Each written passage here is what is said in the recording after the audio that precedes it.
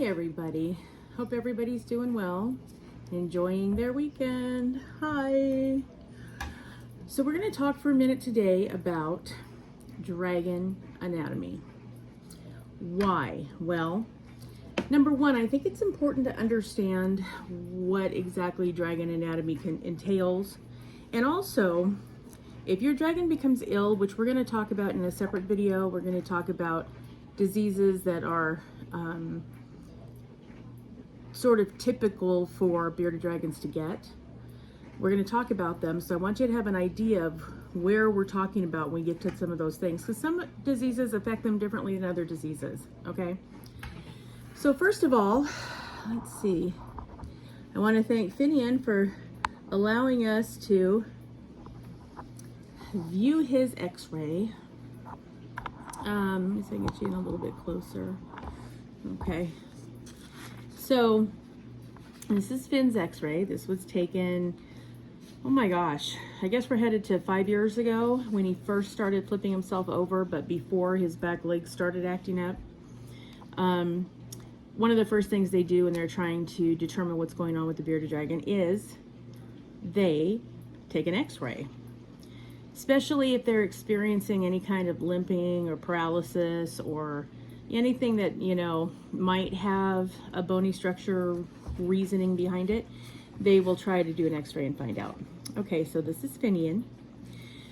Some things I want you to notice about dragons. Number one, when you look at their head shape, okay, notice how large the ocular cavity is where their eyeballs are located. Okay, they're quite large. They're also very, very close to their nasal passages. Okay, this is one of the reasons why when they get a tumor that comes into one of their ocular cavities, why it can be so detrimental so quickly. If it comes into their mouth, it can come up into their nose and then into their eyes. You see how close and connected all of this is, okay? So it's very important that you stay on top of it. Their little fat pads are located right back here. So if at any time, and you see how this kind of little, almost spider webby looking network comes out of there? I'm gonna get it a little bit closer. Hopefully you might be able to, let me try it this way, see it a little bit better. But you can see those little areas. That's the sensor on the top of their head. That's what it looks like inside. So heat and light penetrate this area, comes in, and it sends little pathways of information to their brain and to the rest of their body, allowing them to know when they're warm enough, when they're a little bit cold, so they know exactly what they should be doing to preserve their survival. Okay, this is also a little bit better picture of the head. Big ocular cavities, both sides, and little nasal passages, both sides. But you see how thin the area is between the two.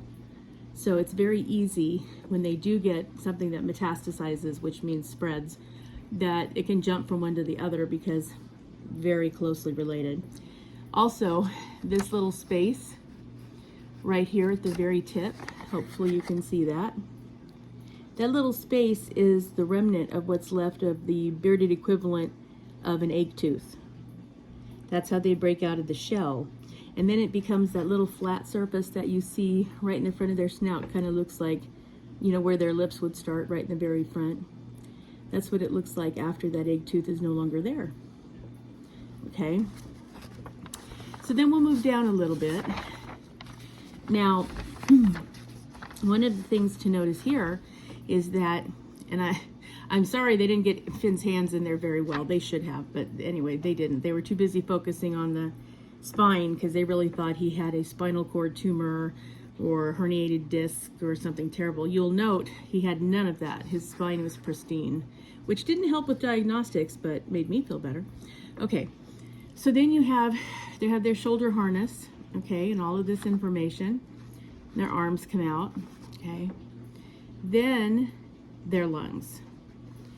So you'll notice here, now if you see an x-ray of your dragon's lungs, they should be nice and clear like this, okay? If they're not, if they have, say, an upper respiratory infection or, God forbid, pneumonia. This looks more milky, sometimes kind of speckly, kind of like the rest of this area. This is all their abdomen and intestinal area, but they should be clear, okay? From dark black to just, slightly black, but dark, okay? Now you'll notice on Finnian, when we first had an x-ray done of him way back before his very first brumation, the radiologist said that he had a decreased lung capacity. I assume he's talking about this, which looks like scar tissue that probably formed as a juvenile. We know that he was ill as a juvenile. Somebody in a pet store decided to help him and save his life. I will be eternally grateful forever that they did that, but the lasting effect of that, especially since he was ill as a juvenile, is that this lung is nice and big, and this one not quite as big. Now, it's plenty big enough for, what he needs to do as a dragon. He doesn't need to run a marathon. Like, there's not a huge pulmonary demand on him, so this is perfectly adequate for him to survive just fine. But it is interesting that there's scar tissue buildup over here, okay? Moving down on your dragon, first of all, is it not adorable that their vertebrae are heart-shaped? Oh my God, I just love that. I think it's the cutest thing ever. Okay, so moving down, now all of these ribs, okay, well, first of all, the reason, you see where their lungs are located, okay? This is why when you want to be able to look and see if your dragon is breathing, whether it's because they're asleep or they're in brumation or for whatever reason, look under their arms, because this is where you're going to see the in and out of the breathing pattern. It's not way up here, it's not up here, it's down here under the arms, because that's where the lungs are active the most and where they're located. So that's where you're going to be able to tell if you need to see if they're breathing. Okay. I want you to notice too, see how many of these little ribs and spines they have coming off of their vertebrae? Okay, this is the only protection that they have for their internal organs and anything located soft tissue based inside their body. Okay, look how thin they are. Now, Finn is considered to have above average bone opacity, meaning he had plenty of calcium. It's nice and thick and strong and white. You can see it on x-ray. If you look at a dragon with metabolic bone disease or really severe hypocalcemia, there's big, ranging from dark spots to huge areas of missing bone that look like a dark area, darker than even the lungs, because literally there is pieces of bone missing that did not form because of the lack of calcium or UVB or both. So Finn has what's considered to be very good bone growth and calcium. Okay, but here's the thing. That being said, these are very thin bones, okay?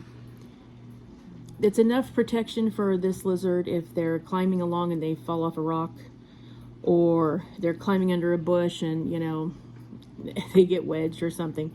That's more than enough to protect their internal organs. The problem is, if you drop them, if you accidentally step on them, if they get shoved in part of their tank or part of the door, anything above and beyond just their natural need for protection, these are going to break really easily. Think toothpick, okay? So all of you people that think it's hilarious to put them on a radio-controlled car and run them around and break them into a wall, please stop doing that, because you're going to seriously hurt your dragon, okay? And if one of these breaks and pops an organ, yeah, good luck trying to get them help in time, okay? So let's do what we can to be a little more gentle with them, shall we? Okay, down here, one thing that I think is adorable too. First of all, I love that this has, this is a perfect picture of his little knobby knee. He has a knobby knee on that side. This side, he's got a little bit of a protrusion, but it's smoother. But this one's really knobby, and you can tell on the outside that there's little knobs there. So, and these are both of his legs, which again, as you can see, he has perfectly good skeletal growth. He's got lots of muscles, a lot of muscle mass around them, both in the front, the thigh area and the calf area. And again, no impingement, no tumor, no nothing in the spine that could warrant why his legs don't respond all the time. So that's why, with everything considered, that the veterinarians feel that whatever's going on with him, with his turning over and his legs sometimes paying attention and sometimes not, has a lot to do with whatever illness caused this decreased capacity over here when he was a juvenile. Apparently there are some viruses that happen as juveniles that cause neurological things to happen and lay dormant until they're older. And now we know that Finnian is now 8 years old. And so some of that might just be the natural progression of what was already dormant. But, you know, it's good that there isn't any spinal impingement here. It's just really frustrating not to be able to know for sure what's happening with him. Another thing that I think is adorable, you probably should take a good look at here, is on his little feet. Okay. At the long toe that they have, you'll notice here, the rest of their toes have 3 joints, just like ours. They have 3 knuckles, okay? But this long toe over here and this really long toe over here have 5. They have 5 joints, 1, 2, 3, 4, 5. So I find that interesting, and I think it's fascinating that science still doesn't know exactly what those toes are used for. I can tell you in my observation, anytime that any of the dragons climb on anything or need to get, you know, halfway up a ladder and rest, these toes they use for hanging on, literally to just balance, so that they don't have to worry about slipping from where they are until they're ready to move on. So I think that's just fascinating. It's a great little evolutionary detail that I think is adorable. And again, you know, notice how thin their little bones are, though. And this is, again, is a dragon that has excellent, you know, bone opacity, but these are not thick bones, okay?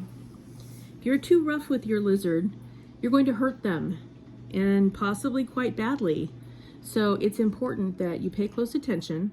So when you have them out, whether they are, you know, playing outside somewhere, playing in your house somewhere, you can understand more when you see it, I think, clearly, why you don't want them jumping off a couch, okay, or off of a chair, or any place that's going to cause a severe injury. And remember, not a lot of vocalization with these animals. They have no way of telling you they're really hurt, okay? So you have to be very vigilant, and you have to know that you need to be a little careful with them, okay? And I also think it's adorable that you can see Finn's biceps right around his upper arms and his not his forearm, but the upper part of his arms. So if you've never had a dragon x-rayed, and if you do have cause to have your dragon x-rayed, really ask your veterinarian to send it to you. They can send you a digital copy to your email even, or to your phone. Not only is it great information for you to have, well, and it's adorable, but when you get this copy, it also gives you a baseline. So if next time something happens and you have to go to a different vet, or you have to see a different kind of a specialist or whatever, you have the one they're going to get and the one prior, which can be very important too. So yeah, so that's what the bearded dragon anatomy looks like. And I want to thank Finnian for letting us do that. When he wakes up, I will tell him again. Merlin is back down for the moment. I'm hoping it's going to be that he stays down, but we'll see. Yep, so right now everybody's sleeping. So yeah, one final time, I want to give you a close-up look of head, shoulders, lungs, all those ribs, down to their legs and across the way over here, their little toes, all the way down to what then would have been their tail section. So Anyway, I hope you guys found this informative, and you can refer to this video when we start talking about what kind of illnesses your dragon may already have when you get them, what they can get from other dragons, what they can share with humans or not share with humans. You can refer to the anatomy video here in case you're not sure when I tell you what areas it affects of this dragon, you know, what you're exactly looking at. So again, there's lungs here. This would be the digestive system down in here, where they process everything, their stomach, their intestines, their pancreas, all those goodies. Their cloaca is right under here, okay, their vent. And their tail section. Their tail section where they hold their fat is right in here. Let me scoot up a little, it's right in here. Okay, so it gives you an idea of when you're looking at your dragon, what's underneath their skin that you can't see very well all the time. So that is what your standard adult dragon looks like. So yeah, hope you found that interesting, guys, and we will get on to the next part, which will talk about illnesses and diseases and what can occur and what can happen and what you need to look for and what you might be able to notice or not notice about different illnesses. So hope everybody's having a good day, and I'll see you in the next one. Bye, guys.